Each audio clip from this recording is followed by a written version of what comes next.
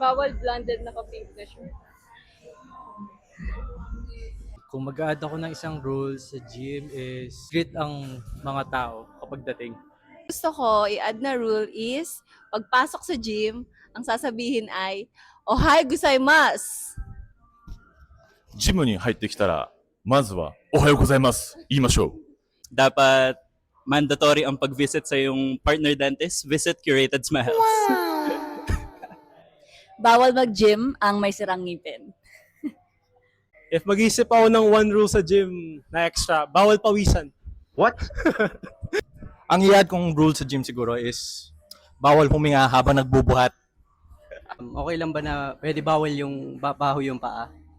Bawal yung nakatsinelas. Bawal magbuhat na mabigat. Dapat mandatory na isa lang yung headphones kapag nag-workout to socialize. Maglinis na lang after gamitin yung mga machine.